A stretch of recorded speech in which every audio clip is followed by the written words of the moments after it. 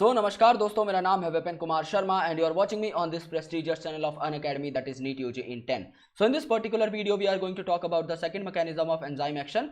हम लोगों ने लास्ट वीडियो में देखा था कि there are two different hypotheses given about the action of mechanism that enzyme basically opt to catalyze a particular chemical reaction. So the first one was lock and key hypothesis, the lock and key one, which suggests that the enzymes are basically complementary. Okay, the active site of enzyme is basically complementary to the structure of a substrate. For example, let's say this is an enzyme. So this enzyme's active site is quite rigid, so it is not going to change its shape. So if there are three different substrates, this is substrate number 1, this is substrate number 2, and this is substrate number 3, then this particular substrate is going to bind to its complementary sites on the enzyme, right? So this is lock and key hypothesis, that just like a single key used to open a single lock only, similarly there are only a few similar substrates or a single substrates that are going to be catalyzed by the single enzyme. So this is given by Fisher, which talks about the constant nature of enzyme. But the second one is induced fit hypothesis. Induced fit hypothesis. So this was given by Koshland साहब, ये Koshland साहब ने दी थी, and Koshland साहब ने क्या कहा था कि आपके जो एंजाइम्स है वो इंड्यूस हो जाते हैं एक पर्टिकुलर सबस्ट्रेट के साथ फिट होने के लिए. सो इस थ्योरी की डेमोन्स्ट्रेशन हम लोग ठीक से देखते हैं, and after that we will be utilising all the diagrams to understand this particular concept. So let's begin this video and let's crack it, guys.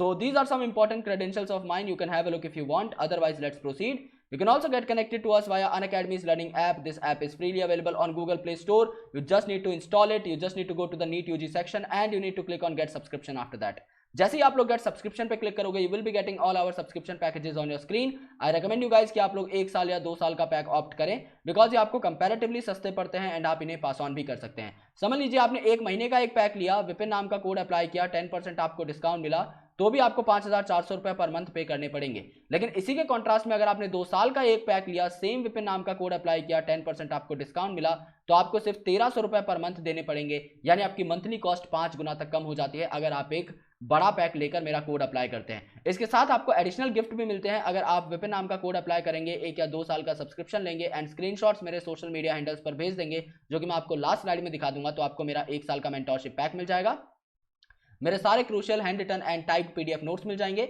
मेरी सारी वैल्यूएबल पीपीटीज मिल जाएंगी. इसके साथ साथ आपको क्या मिल जाएगा, मेरे सारे के सारे DPP sheets and question banks मिल जाएंगे फॉर प्रैक्टिस. सो आपकी पूरी की पूरी तैयारी हो जाएगी और हम लोग साथ मिलकर इस एंट्रेंस को उड़ा ले जाएंगे. तो प्लीज मेक श्योर आप विपिन नाम के कोड का यूज करें और अपने दोस्तों को भी इस कोड के बारे में जरूर बताएं. So this is the induced fit hypothesis given bye Koshland साहब. इन्होंने क्या कहा था, देखो यार, फिशर साहब ने क्या कहा कि एंजाइम जो है उसकी एक्टिव साइट स्टैटिक है. समझ लो ये माउस है, ओके, ये माउस है और यहां पर ये एंजाइम है. तो यहां पर ये माउस और एंजाइम फिट नहीं हो रहा, राइट. सो यहां पर क्या होगा, according to the Fisher's model ये चीज जो है आपकी प्रोडक्ट में कन्वर्ट नहीं हो पाएगी. But what does the Koshland साहब है सजेस्टेड, कोशलैंड साहब ने ये बोला कि ये जब आपका सबस्ट्रेट एंजाइम के पास आएगा तो थोड़े बहुत bond formation and bond breakage जो है यहां पर टेक प्लेस करते हैं, जिसकी वजह से आपकी एक्टिव साइट जो है इसको जकड़ लेती हैं और इंड्यूस कर देती हैं अपने आप को to fit with the substrate. So that's why it is called as the induced fit hypothesis. क्या बात यहां पर कही गई कि देखो यहां पर एक्टिव साइट कैसी है. सबसे प्यारा डायग्राम आपको यहां पर दिखाया हुआ है, हम हाईलाइट कर देते हैं इस एक्टिव साइट को. So this particular thing shown over here is the active site, let's say. तो एक्टिव साइट की देखो शेप कैसी है, और यहां पर जब आपके सबस्ट्रेट्स आए, that is your substrate B dash and your substrate B2. So B1 B2 या फिर B डैश B2 जब यहां पर आए तो क्या हुआ, आपका ऑटोमेटिकली ये जब यहां पर बाइंड करेंगे तो ये जो पर्टिकुलर साइट थी, ओके, ये जो आपकी पर्टिकुलर एक्टिव साइट थी ये यहाँ पर ये अपनी पोजीशन में थोड़ा सा चेंज दिखाना स्टार्ट करेगी और ये फिर जो है इस चीज को पकड़ लेगी. सो ये जो एक्टिव साइट्स थी इसका साइज देखो, इसका या जो शेप है ये थोड़ा बहुत चेंज हुआ और इसने सबस्ट्रेट के हिसाब से क्या किया, खुद की शेप को मॉड्यूलेट कर लिया, इंड्यूस कर दिया अपने आप को इसके साथ फिट होने के लिए. So this is B1 and this is B2 और इन दोनों के बीच में यहाँ पर एक बहुत ही वाइटल बॉन्ड है और इस बॉन्ड को तैयार करने में भी आपके एंजाइम का ही रोल है, जिससे बाइंडिंग एनर्जी रिलीज होती है. तो please make sure to understand this particular thing कि आपकी जो लॉक एंड की हाइपोथेसिस थी उसमें ये बोला गया कि आपका जो है एंजाइम उसकी एक्टिव साइट बिल्कुल स्टैटिक रहती है. लेकिन इंड्यूस फिट थ्योरी के अंदर क्या बोला गया, इंड्यूस फिट हाइपोथेसिस में ये बोला गया कि आपकी जो एक्टिव साइट्स रहती हैं ये आपकी स्टैटिक ना होकर थोड़ी सी डायनामिक रहती हैं, फ्लेक्सिबल रहती हैं, जो कि क्या करती हैं, अपने सबस्ट्रेट को पकड़ लेती हैं. इसका एक और सबसे जो बेस्ट एग्जांपल है, जो मुझे सबसे बेस्ट लगता है इस थ्योरी को समझने के लिए, वो है आपका glove and hand. Okay, glove and hand.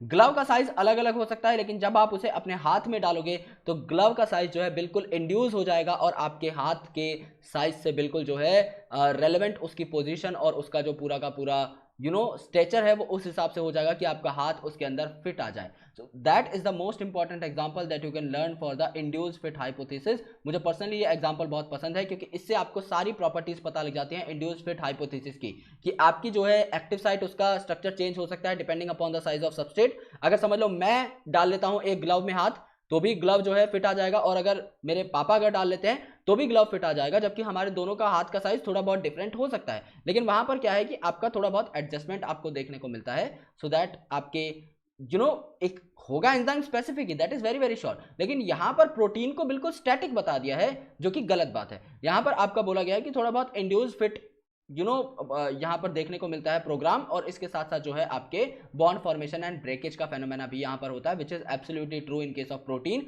सो ये बहुत बहुत सही बात है और बिल्कुल करेक्ट बात है, ये बात जो है आपकी बिल्कुल एक्सेप्टेबल है। सो इंड्यूस फिट हाइपोथेसिस को आपका लॉक एंड की हाइपोथेसिस से ज्यादा तवज्जो दी जाती है। तो कॉस्टनेंट साहब की जो हाइपोथेसिस थी that is far better than the hypothesis given by Fisher साहब। सो ये आपकी इंड्यूस फिट हाइपोथेसिस हो गई। सो अगर आपको वीडियो पसंद आई तो आप वीडियो को लाइक कर सकते हैं, चैनल को सब्सक्राइब कर सकते हैं एंड बेल आइकन को प्रेस कर सकते हैं, so that you never miss an update from NEET UG in 10। और अगर आप अनअकैडमी का सब्सक्रिप्शन लेकर मुझसे लाइव पढ़ना चाहते हैं मेरे बैच के अंदर, तो आप विपिन नाम का कोड अप्लाई कर सकते हैं और स्क्रीनशॉट मुझे मेरे सोशल मीडिया हैंडल्स पर शेयर कर सकते हैं, जिससे मैं आपको अपने मेंटोरशिप बैच में एनरोल कर सकूं। So thank you so much guys, lots of love and I will catch you in the next video. Thank you so much.